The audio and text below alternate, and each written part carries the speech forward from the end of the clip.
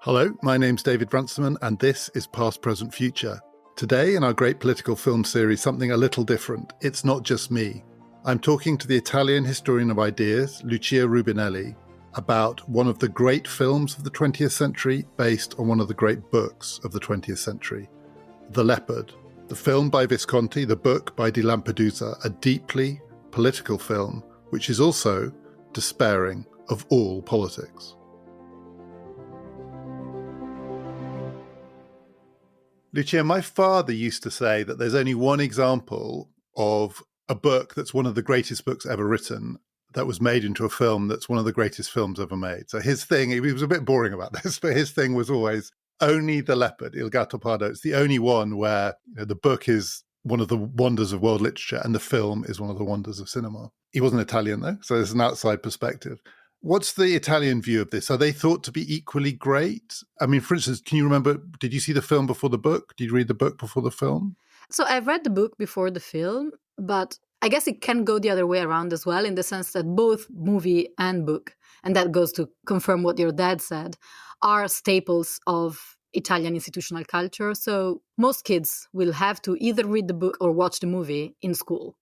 And what comes first depends. So you may have to read the book over the summer and then watch the movie as soon as school starts again, or the other way around.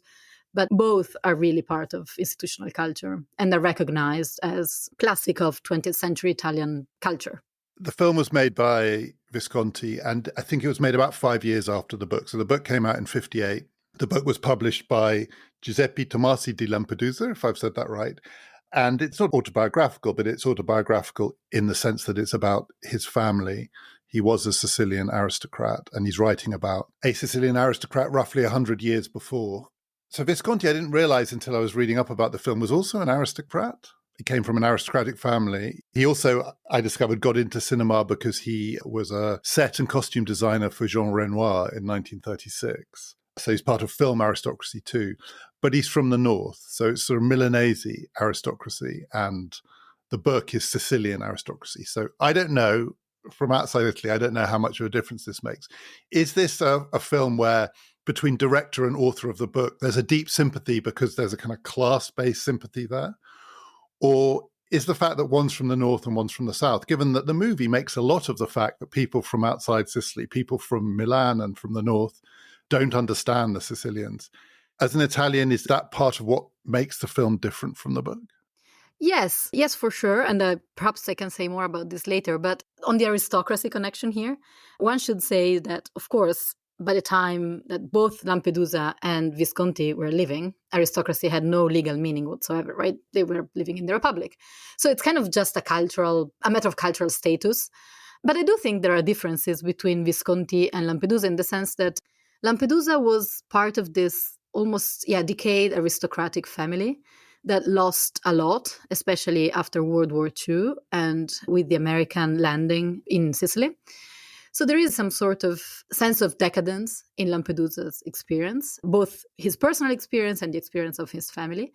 Whereas Visconti was part of a very wealthy family. Sure, they were aristocrats, but more importantly than anything else, they were high bourgeoisie. They were extremely wealthy. And yet, in a sort of reversal of the roles, Visconti was a communist. He fought in the Resistenza, so basically in the resistance against the Nazi-fascist occupation at the end of World War II, and he was a member of the Communist Party. Whereas Lampedusa, from all that we know about him, was not very politically minded. He didn't have any clear party affiliations, and his sympathies were not as evident as Visconti's were. And yet, if you watch the film, it's definitely Lampedusa's sensibility rather than Visconti's, I think, that comes through. I mean, you might disagree with this, but that feeling of fatalism and a kind of all politics in the end is dust, which is definitely the dominant, I'd say, theme of the book. So to me in the film, it comes through. Am I missing the ways in which Visconti gives it a little bit more of a kind of leftist tweak? Yeah, so it's interesting that you point this out because it's part of the big debate about first the book and then the movie. So the book, when it came out, well, first, Lampedusa had a lot of trouble publishing it.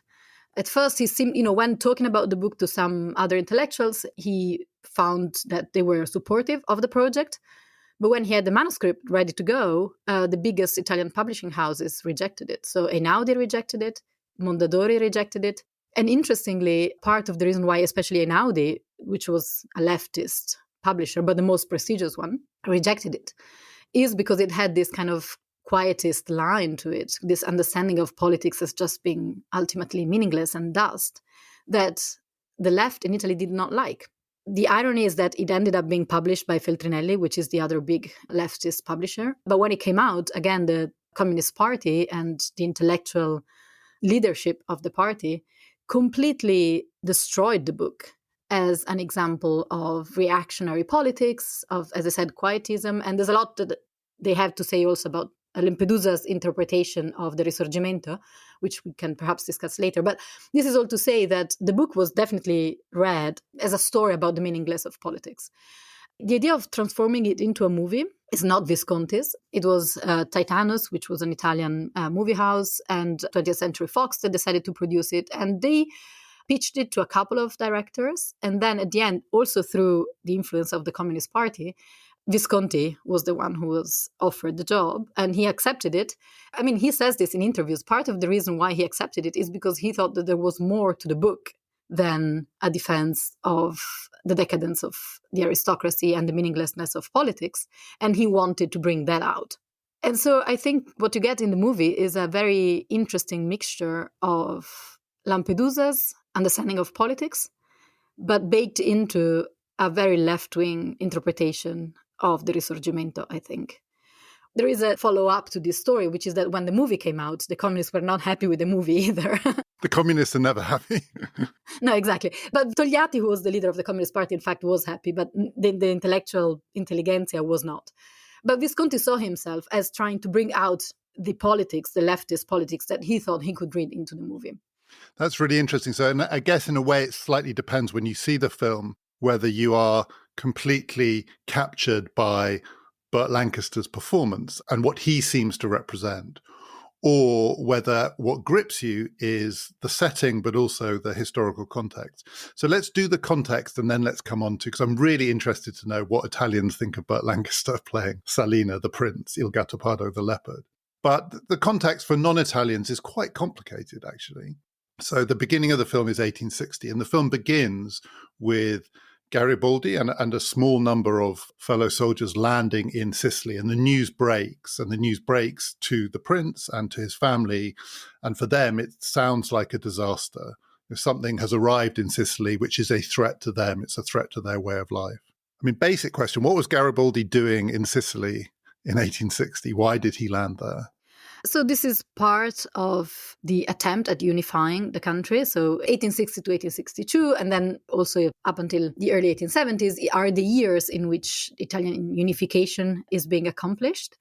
And the landing of the 1000, as it's known in Italy, Lo Sbarco dei Mille, in Sicily is a fundamental moment in this process of unification. So Sicily had been experiencing many popular revolts against the Kingdom of Two Sicily, against the King of Bourbon. This was the case especially in 1848, when Sicilians basically kicked out the king for a very short period of time and established their own Kingdom of Sicily.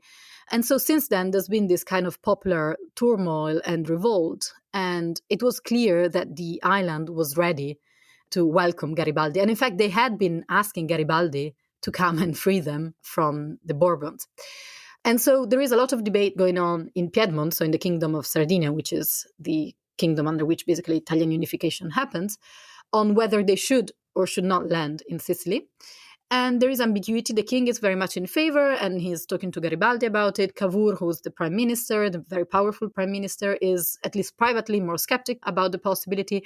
But then it happens. And so Garibaldi lands in Marsala with basically 1,000 volunteers and starts the conquest of Sicily, also thanks to widespread support from the masses, basically, certainly from the local bourgeoisie, but also from peasants and from the lower classes, who, as you can see in one of the first scenes in the movie, right, the battle for Palermo, you can see that the people who are fighting are certainly the Garibaldini, but also people in Palermo who join in the army, Tancredi included.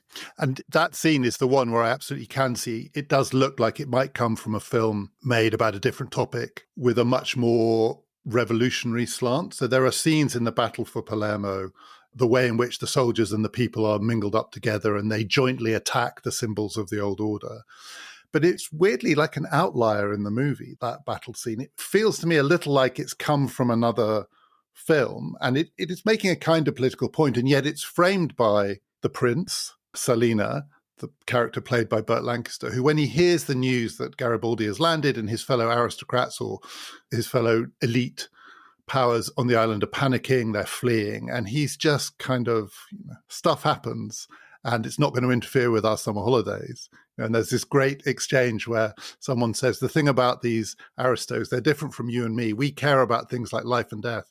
They only care that if they go to a certain place every summer for their holidays, nothing should interrupt that.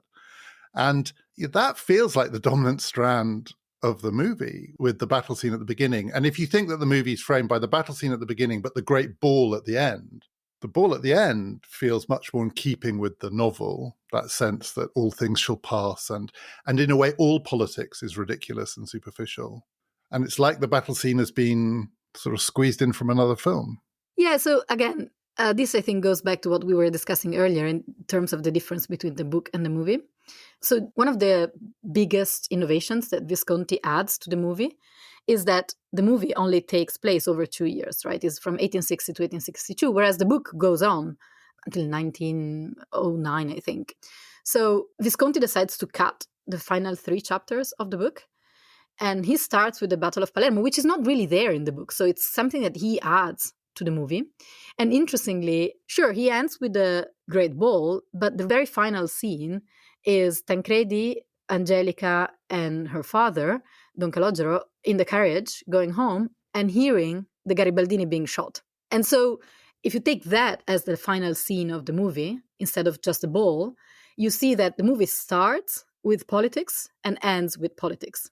So it starts with the promise of the revolution brought from abroad by Garibaldi with the support of the local masses, and ends with the end of that revolution, with the supporters of Garibaldi being shot in Palermo. So I think that you're right to say that these 2 political moments, well, the Battle of Palermo, but also the final shooting of the Garibaldini, which is not in the book, are kind of at odds with the rest of the movie, because the movie has a different sensibility, I think, to it. But they also tell a lot about what Visconti wanted to do with the book. And what I said earlier, meaning his attempt to bring out the politics of the book that is not evident or so evident in the book. You can really see that politics that Visconti wants to inject into the movie in how he sandwiches the story between these 2 very important political events that give a completely different reading of the history of the Risorgimento. And yet you could say you are still seeing it from the perspective of the prince, in the sense that when Garibaldi lands, he's a kind of plus ça change. We've seen all of this before. We're Sicilians, we're aristocrats, we have a different sense of time. Things come and go, and we go on summer holiday. And then when the film ends at the ball, the great hero at the ball is the hero of the Battle of Aspromonte, which I think is the battle where Garibaldi loses. And the government is establishing a new kind of order, the national government, against what has now become a kind of insurgency against that order. And Salina, the prince, is scathing about that too. And it almost feels like he's been proved right. The wheel turns, these things come and go. The people who were the threat have now become the people in charge. The people who are in charge are the ones who are now taking on Garibaldi on our behalf. Plus ça change.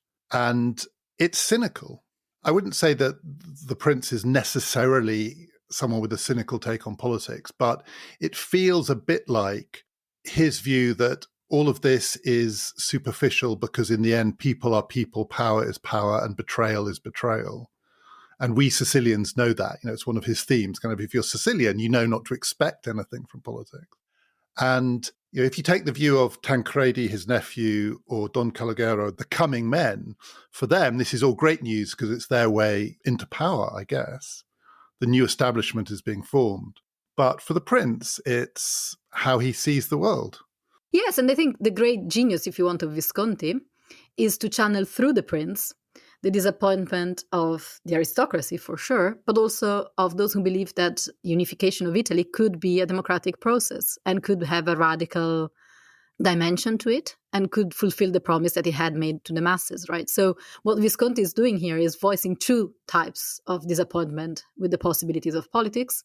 One is, again, the aristocracies, which you described very well, and the other is all those who thought that unification meant a change in Sicilian life. And the people who wanted that change were the masses, those who were completely disaffected and were losing out of the current regime and wanted a radical change. Those who believed in, at the beginning, where in the first scene when we see Tancredi, and Tancredi announces to his uncle, to the prince, that he's going to go and fight for the revolution, he says, the prince asks, why are you doing this? And he's like, you don't want us to be governed by the Republic of Peppino Mazzini, which is Giuseppe Mazzini. And this was the promise that Garibaldi was bringing to Sicily, and this is the promise that it is disappointed. And if you want, this is the standard story of Italian unification from the left. It's Gramsci's interpretation of Italian Risorgimento as this betrayed revolution. So it's not just that politics betrays, but it's also that specific type of politics, revolutionary politics in 1860, was betrayed. So then how should we read the scene, which I think is my favorite in the film? And I think as I hear you speak, I think I know now how to read it. It seems to me like there are three political events that frame it, beginning and end. Like you say, beginning is the landing, the uprising. The end is the wheel has turned and a new establishment has established itself. But my favorite scene in the film is the vote, the plebiscite. And I think in the film we're told it happened, I think 22nd of October, 1860, where the prince and his family are on holiday. They've taken their summer holiday in this place, Donna Fugata. And Tancredi, his nephew, falls in love immediately with Angelica, and her father, Don Calogero, is the mayor of the town and is a rising man. He's rich. He's come from nothing. In the English translation, we're told that his ancestor was someone known locally as Pepe Cowshit. And in a generation, he's cleaned himself up. But he's in charge of the referendum, the plebiscite, which is, I mean, I don't actually know the details of this, but presumably it is the referendum to endorse Sicily joining Italian national unification. And it's in a town where we discover there's an electorate of about 500, I think. And we see the peasants walking in, and they're given a piece of ballot paper. And it says "si" on it. It says yes. They're not given yes or no. They're just given yes. So the ritual of democratic politics is it's all a fix and there is no choice. I can see that as a communist view of liberal democracy. But then, to people's surprise, the prince comes to vote. So the prince, who also shouldn't believe in democracy because from the other side, he's an aristocrat, comes to cast his vote. And there's a sort of frantic scramble. And they think, well, because he's the prince, he has to be given a real choice. So he's the one person who's given the two pieces of paper, si and non. And to everyone's relief, he votes yes, signaling that this is all going to be okay. And it's very funny. And it's also quite weirdly moving in a way, watching the prince do this. But my God, it's cynical. I mean, it's a very cynical view. I mean, presumably justifiably cynical view of mid-19th century plebiscitary politics, which were just a ratification of fait accompli. Yes, in that sense, I think that this is probably a pretty accurate description of how things would have gone. In Donna Fugata or anywhere else where these plebiscites were organized, they were really not meant to be an exercise in democracy. They were just meant to be a form of acclamation, I guess, public acclamation of the unification to the Kingdom of Sardinia. And again, an interesting detail here is that there was a scene that Visconti initially added to the movie, but then decided to delete, in which Don Calogero, the mayor, refuses the vote to the peasants. And they revolt against that. So this, of course, right, is a very, again, communist. You can see communist Visconti coming through this. It was not in the book, it's something he added on. And of course, this scene was present when he first screened the movie to the Communist Party, and they all applauded it, but then he decided to cut it. So there's a politics there going on too. But I think what you can see there is partly just a correct depiction of how things would have gone. But also you see it's part of the politics of enfranchisement and then disenfranchisement that comes with Italian unification, meaning that in the case of sanctioning or acclimating unification, you want everybody to take part. And then locally, sure, there were the local Don Calogeros trying to kick people out. But the line from Turin was that everybody should vote. And indeed, in many places, women and kids got to vote too. Because again, it was not meant to be an exercise of counting votes. It was meant to be just showing support. But immediately after the plebiscite, the franchise goes back to being extremely strict. So it's clear that there is no sense in which this plebiscite marks a change in democratic practices. It's not Mazzini who would have wanted a democracy or a republic. It is just a show, again, a way of making people believe that they had a say in the unification process. And if it's not Mazzini, which forces does that represent the triumph of? Are we to think that it represents the triumph of the pre-existing forces who have, in a sense, always governed Italy? Because that would be consistent with Salina's view that in the end, the same thing always happens. What's so interesting about this movie is that the aristocratic view and the communist view are not a million miles apart. You know, that old joke, if elections change anything, they would make them illegal. Well, very posh people and communists both believe that, right? So is it that, or is it the triumph of the new class, the rising class, which is represented by different people in this film, including the marriage of Tancredi and Angelica? They represent a kind of a new Italy, even though they come from very different classes, and Tancredi has links back to the old Sicilian nobility. Is this a new order, or is this the sort of the wheel turning and the same people wind up on top? No, I think it is the new order in the sense that both the plebiscite and the ball, I think, are symbols of the hypocrisy and cynicism that the new order is using to impose its rule over both the aristocracy and the peasants and the masses who initially supported the revolution, right? So it's kind of just expedience, and it is a good expedient. It's a good means to fool people into thinking that they had a role and that now they should stay quiet. So I do think, again, very much like the ball, it signals the rise of this new order, which is made of the compromise between the most opportunistic aristocracy, meaning Tancredi, and the rising uneducated bourgeoisie that's making money out of exploiting the aristocracy, right? Because Don Calogero made money out of basically ripping off the prince year after year after year. And at the ball, there's another great scene where the prince is walking through the various rooms in this incredibly elaborate, grand event, which has been, you can see, lavishly costumed and filmed. It's one of the reasons it's such a magnificent scene is it's definitely not CGI. You really feel like these actors are all wearing some incredible costumes. But the prince walks through a room and he sees a group of girls jumping around on a bed in excitement. And with his sort of patrician contempt, he describes them as a bunch of monkeys. Like, this is what we've become. I mean, basically, this ball is monkeys dressed up as the new nobility. I do need to ask you now, because it's almost impossible to know what this is like if you're Italian. As a non-Italian, Burt Lancaster playing the part of the prince seems fine, because he looks incredible. I mean, he just looks magnificently the part. But I'm watching a version of this film. I've already butchered some of these Italian names, so I'm not hearing it. And I'm watching a version of the film which is dubbed into Italian. He's speaking clearly in English. And then it's dubbed into Italian. And then I'm reading the English subtitles. So by this point, it's almost impossible to say there's an authentic version of what's going on here. And he just looks so amazing in these clothes that it doesn't really matter what he's saying. But I'm guessing his casting was pretty controversial, and there must be something jarring about Burt Lancaster playing a Sicilian prince, or not? No, I love it. Because, well, I guess there's a lot of things that need to be said on this, but the reason why I love him, and I think it's in fact pretty consistent, is that I think what Burt Lancaster can really shows is that he can stand out. And he stands out in the way in which the prince stands out, right? So you can even read this along kind of almost racialized lines, right? Don Calogero is this tiny, very dark-skinned, dark-haired man, ugly. And looks terrible in a white tailcoat. The clothes never fit, right? They never fit. Never fit. You can tell that he cannot wear them. He doesn't have the style, the stature. Whereas Burt Lancaster playing this blonde, blue-eyed prince, I think it's just a symbol. I mean, his physical presence is a symbol of the kind of aristocratic demeanor of the prince. And part of the story here is that in Sicily, in fact, there is a line of Norman descent where you do get people who are blonde with blue eyes. I don't think it's completely inaccurate. That's all I want to say. It surely symbolizes how the prince stands out compared to Don Calogero and all the others, but it also has some plausibility And also I think that at least in the book, the prince, his mom is of German origins. So there is a sense in which already in the book, you have this idea that from a physical bodily perspective, the prince has to stand out.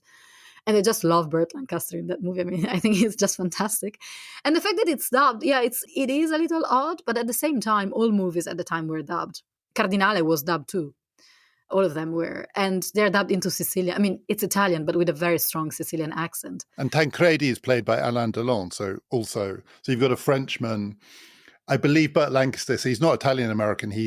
I think the Lancasters were Northern Irish immigrants. So I think he's Ulster Protestant. Well, fine, if this has sort of German blood running through it, this story. And there are so many magnificent scenes in this film. But Burt Lancaster was famously a circus performer, and he moves magnificently.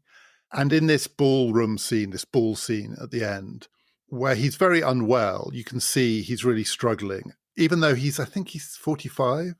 But he thinks of himself as an old man. And there's a feeling that maybe he's going to have a heart attack, that this is going to be his swan song this evening. He doesn't. But he starts sweating and feeling physically uncomfortable, and he needs to get some air in these very hot, you can feel it, hot, stifling rooms in which this huge ball is taking place. But Angelica, whom Tancredi is going to marry, who is herself physically gorgeous, and Burt Lancaster is physically gorgeous, and they are flirting. And even though he's ill, he can still flirt. He would almost have to be dead before he stops flirting. And she's also flirting with him. And she says, we must dance. More or less, we are the beautiful people. I'm the new beauty. You're the old beauty. I represent the coming class. You're the old class. But my God, we're the best looking people in this whole damn country. So we have to dance. And she says, I heard you were once a wonderful dancer. And so they dance. And he is a wonderful dancer because presumably Burt Lancaster was. He dances absolutely beautifully and you feel him come alive. He's suddenly light on his feet. He's been walking heavily through these rooms. And suddenly he skips through this dance with Angelica. And everybody is awestruck by his physical magnificence. And part of the backstory to this is that Visconti did not want Burt Lancaster to play the prince. It was imposed on him by 20th Century Fox. He wanted Marlon Brando, interestingly. So it would have been a very different movie.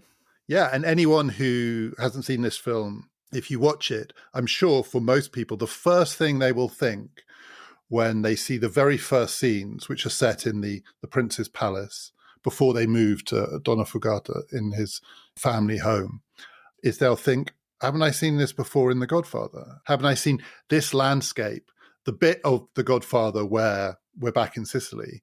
So Marlon Brando is the link. Probably, yes. But then Alain Delon is also, I think, a very interesting casting choice because, well, of course, I mean, he too, like the prince, right? He's blonde with blue eyes, so he stands out from the crowd. He's incredibly charming. But I think one great thing about Alain Delon as an actor is that he has this kind of almost angel-like face, but he's always been playing very ambiguous characters, right? So even if you think about La Piscine or Purple Noon, he's always playing the killer at the end. And I think that kind of serves him into this movie as well, because he has this angel-like face, and at least at the beginning, right? How can you not trust him? And he's what looks like this kind of faith in politics that he seems to be showing at the beginning, right? This enthusiasm for politics. And then he turns out to be the treacherous one. He turns out to be the most cynical one of the two, in fact, because he's the one who takes advantage of all political opportunities that present to himself to gain social and political power. And I think that Alain Delon represents that very, very well, that ambiguity in Tancredi. Whereas by contrast, there's quite a long scene in the film, which is, again, a discussion of politics in which a man has come down from Turin, a representative of the new government, of the new order, to try and persuade the prince to become a senator in the new national parliament. It's clear because they think he would be ornamental. It's symbolic. There's no real power that's going to go with this role. But the thought is that if men like him can also be made to represent the regime, it's like with the plebiscite. It's a sort of form of acclamation. And the prince refuses, to the astonishment of the representative of the new order. And in refusing, he gives a speech which more or less says, the reason I'm refusing is not so much that I'm an aristocrat, it's that I'm a Sicilian. And to be Sicilian is to understand that this is all froth. And we have a deeper relationship with history and with time and with oppression. And even as the aristocrat, he claims to speak for a colonized people, which he represents. He doesn't look particularly colonized. You've never seen anyone look less colonized than Burt Lancaster in this film. But he's saying we Sicilians, we are always being conquered, invaded, told what to do, co-opted. We are basically always being co-opted into regimes that come and go. But our truth is the landscape. And our truth is we come from a place in the world where beauty and violence coexist. And you can't understand that from the north. How does that sound? How does that read to Italians? Is that Sicilians glorifying themselves? Is there some truth in it? Yes. So I think it is interesting on many different levels, right? One, it does resonate with a discourse that's still very much present, and that was especially very important at the time when, basically in the late 50s, early 60s. But it is this idea that there is something specific about the South that is fundamentally and almost ethnically, anthropologically different from the North, and that this was brought into even sharper focus with unification, precisely because you try to bring the two things together and they cannot, in fact, sit together. And one way of reading the process of unification that is compatible with this view is the idea that, in fact, it was not a process of unification, but it was a process of annexation, where the North colonized the South.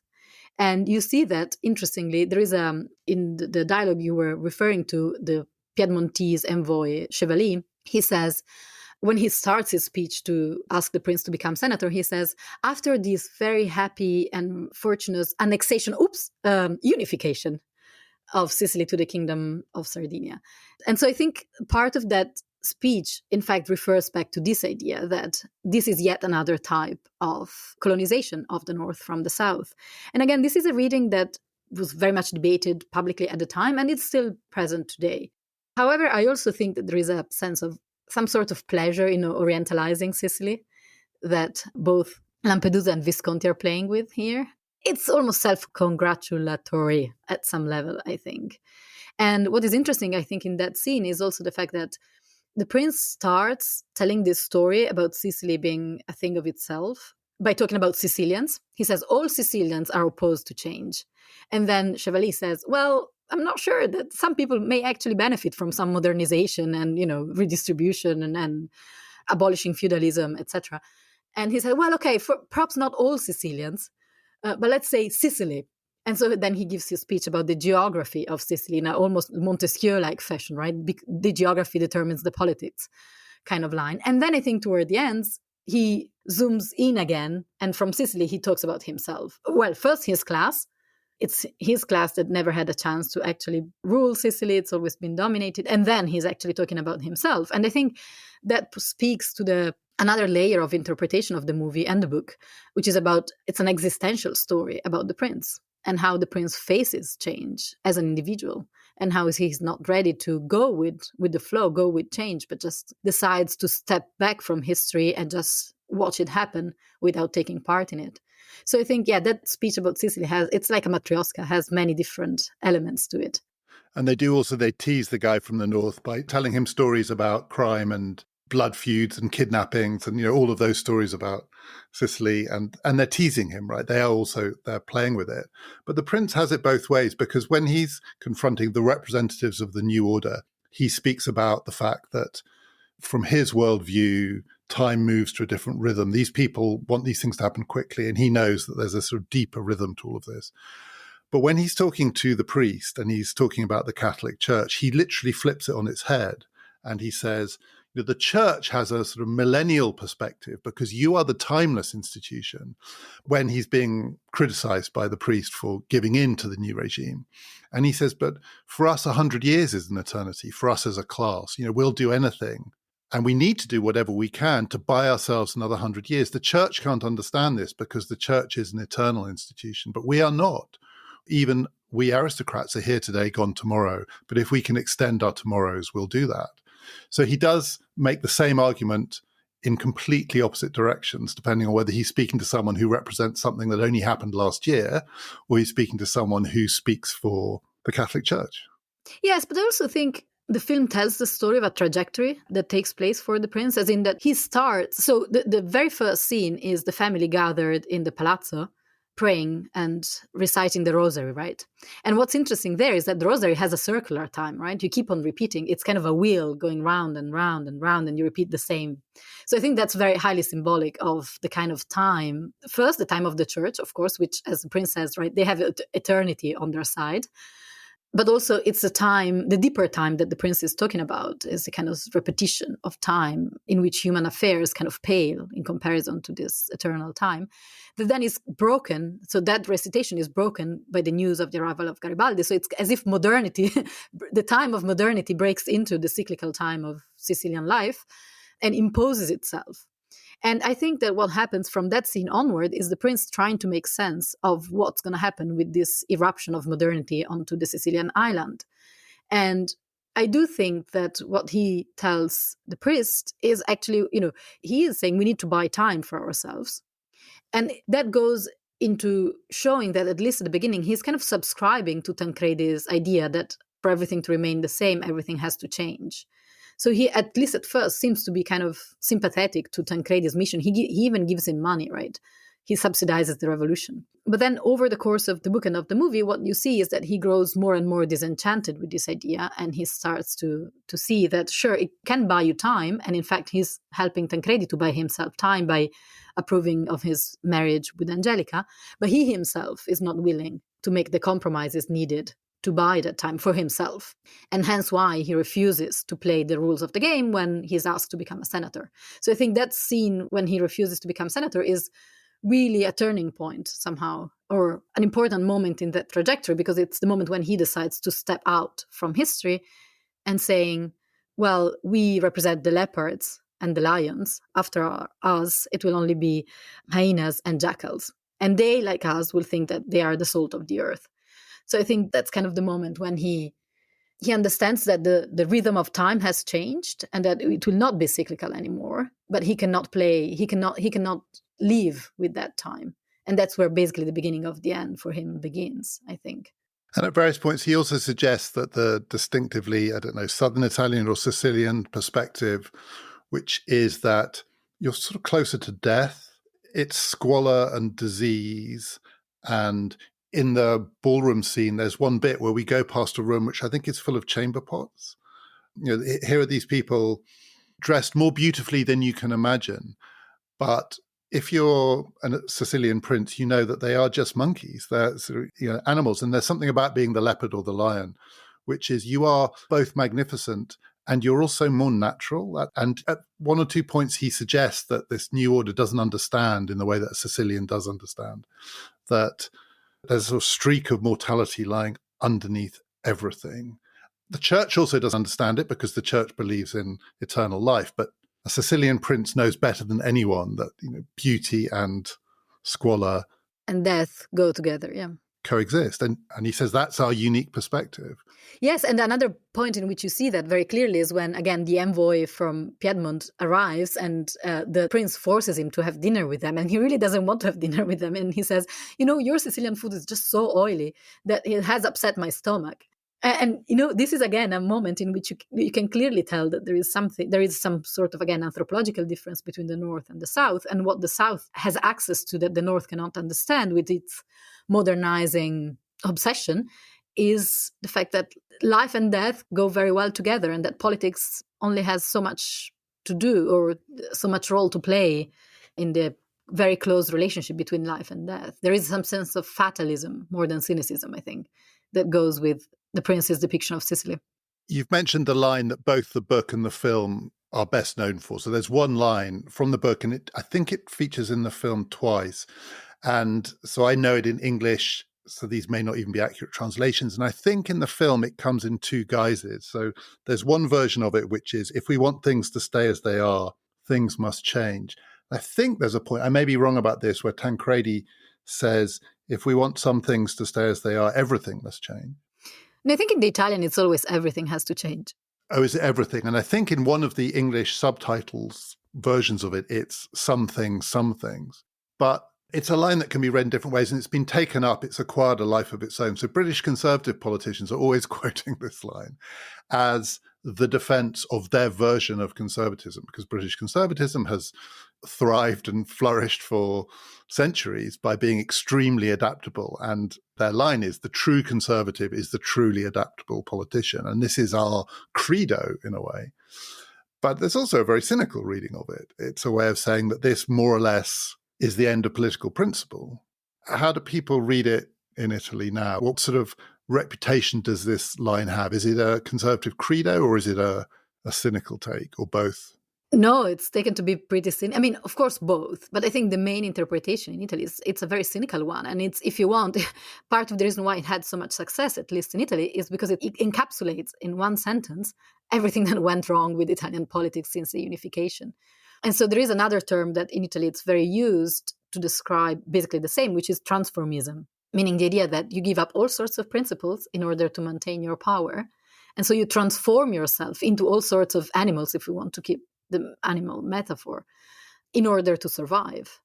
And so, again, it's no coincidence that it's Tancredi who says it first, right? Because Tancredi is the one who, if anything, he symbolizes transformism, because he transforms himself into so many different versions of himself. He starts as a Garibaldino, and then he fights for the king, and then he's happy in the final scene, he's happy that the Garibaldini are being shot. And so, again, you can read the movie as, and I think more so the movie than the book, as the prince falling off with Tancredi, or not explicitly, but kind of being disappointed in the cynicism that Tancredi is showing and deciding not to partake in that. So he starts subsidizing him, again, as I said earlier, and kind of he clearly admires him and loves him. But in the final scenes, the ball scene, you can really see that all his reflection on death and the fact that he looks so sick is really a symbol for his rejection of that type of transformism. He's a man of principle. He cannot adapt to the degree that's required. Although he does break the marriage deal with Don Calogero, and he does suggest, and again, in a very ironic twist, right? When Chevalier comes and asks him to become senator, he says, no, I think Don Calogero is the one who should become senator, because he's the one who can make the kind of compromises that I'm not willing to make. So that line, I think, at least to an Italian ear, sounds like the perfect depiction of everything that's gone wrong, why unification did not satisfy the promises that it had made. And especially in the 1950s and 1960s, this really looked like an indictment of the Christian Democrats, who were, again, changing shape depending on what they needed to do. And in fact, at the time when the movie came out, they had just made a pact with the former fascist and the Movimento Sociale Italiano, the MSI, which was this neo-fascist party, and the Christian Democrats had just made some sort of pact with them. And so that's yet another example of transformism that Visconti, I think, is suggesting should not be, or is the reason why Italian politics has gone bad. So the idea that an Italian Christian Democrat politician would utter these words themselves to justify what they're doing is ridiculous. But British conservative politicians do that. And I think they think they're the prince. So like you say, Tancredi symbolizes the cynical take on this. And the other thing to say about Tancredi is he has no money. So a lot of this is about money. The marriage, okay, he marries the most beautiful girl in town, but it's mainly for money. And certainly in the book, the marriage is not a happy one. In the film, we don't know. But the thought is that they have their moment, this gorgeous couple, but in the end, this is an alliance based on material interests, and the beauty will fade and money will win out. But the prince utters this line too. And so it slightly depends on what we think the things are that you're trying to defend. So everything must change in order that things remain the same. So if things means our power, our influence, our material interests, that's the cynical view. But if things means the things that we believe in, and the prince's version is almost the second. It's like, there is a way of life that I believe in, and I'm doing everything I can to preserve it, because I am not an ideologue, and I am not someone who's committed to a cause. I'm committed to a sort of way of being in the world. And I think British conservative politicians, when they utter this line, think that what they're doing is being Burt Lancaster. I don't think there's ever been a British conservative politician who could carry off that dance scene. But they are saying the true small c conservative understands the difference between a way of life, which is what you believe in and want to defend, and politics, which is expediency and compromise. And in order to preserve the first, you have to do the second. Yes, and that's less cynical view of that sentence. Although I would still kind of defend the idea that I think the prince is kind of stepping out of that game too. I mean, and that's why he dies, right? And in the movie, it's even more clear than in the book, because in the book, it takes him a long time to die. Whereas in the movie, you don't see him die, but death is there symbolically, right? It's evident through the ball. Yeah, you feel it's going to happen that morning. Exactly. So, and the final scene when he bows to the priest going to the deathbed of a peasant, most likely, it's very clear. So I think in the movie you see it very well that he decides that he cannot make that compromise, and so he's accepting death. That's what he's doing, and he lets the people who are more cynical than he is, meaning Tancredi and Angelica, go on. But this is the end of his life, and it's the end of the kind of family he knew, because again in the book what you read is that the family is also decayed. It's a story of decadence of the family after his death, and so there's nothing that remains the same for the Salinas. It's only for Tancredi, who things go relatively well. I mean, he becomes ambassador as he wanted to, and he obtains political power, if not family happiness. But for the Salinas, for the aristocrats, the old aristocrats who have not made the compromise, who have not decided to go to the Senate, life as they knew it ends. And he's also clearly one of those men who can't bear the idea of getting old. So part of the reason he loves Tancredi is he loves his youth, his vigor, his good looks, his potency, all of that. There's a lot of sex in the background of this film. And he doesn't want to age. He would rather go out just about capable of being magnificent. That dance is almost his final act in the film. It's a final moment when everybody recognizes that he used to be a good dancer, and he can still pull it off once, but that is the end. Yeah. And in a way about that dance, again, that's, I think, symbolically super interesting if you read it back into an interpretation of the Risorgimento, because it's the old class, so the representative par excellence of the old class, so the prince, dancing with the new class, Angelica, but symbolically protected by the Generale Pallavicini, who's the one who shot Garibaldi, right? So the idea is that this new pact between the old aristocracy and the new bourgeoisie is being sanctioned and protected by the Italian army that won over Garibaldi, that won over the more radical democratic version of Risorgimento. And so it really, again, symbolically, I think you see Visconti more than Lampedusa saying, or embracing this revisionist account of the Risorgimento as a form of almost imperial conquest over the southern masses that ended up playing in the interest of the northern modern version of capitalism against the peasants in the south. And there is a scene at the ball where the prince is invited to sit at the table of the general who shot Garibaldi. And the general is telling these boastful stories. Everyone is worshipping the general as the hero of the hour, telling us what was the great man like. Tancredi included, interestingly. Yeah, exactly. Tancredi included. Everybody is paying homage, but not the prince, who is disgusted by it. And he's partly disgusted sort of aesthetically. He can't bear the posturing and the vanity. He doesn't believe that men should go around telling boastful tales of their exploits. But also, yes, you do sense there's a political disgust there, that if you are going to do these terrible things, you should at least have the grace to sort of conceal them, like you conceal all human waste. Like if you're going to have a beautiful ball, take the bad stuff and put it out back. And this general seems sort of represents this new vulgarity. And yeah, I can see now, as I talk to you, I can see how Visconti this is the critique, that it's the aristocrat who can see things from the point of view of the peasant, which is that these people are disgusting. Yeah, exactly. And but who's disgusting, interestingly, and that's why Visconti got a lot of criticism from his communist comrades, is that the disgust is channeled through an aristocrat. And of course, Visconti was an aristocrat himself, so there is a lot of... He clearly recognizes himself somehow in the prince, too, in the same way as Lampedusa did. But he's voicing through the prince the kind of disgust and disappointment at Risorgimento of the lower classes. So there are many different layers here that, again, made the result, I think, made the movie a great movie, but also made it a very controversial movie in Italy at the time. And finally, what is its reputation politically now? Is it a period piece, or do any of these revisions and then counter-revisions of Italian history still have bite, in that would people cite what's wrong with this film or the way that the film interpreted the book in a way that's still living, or is this past is this a relic of Italy's past, the film itself as well as the history it describes? No, I think, the film, as I said earlier, is kind of a classic. So I don't think it, at least, in kind of mainstream culture, it doesn't get very criticized. It's more like taken to be an example of great Italian success and, how Italian art, if nothing else, at least flourished and still showcases the grandeur of the country.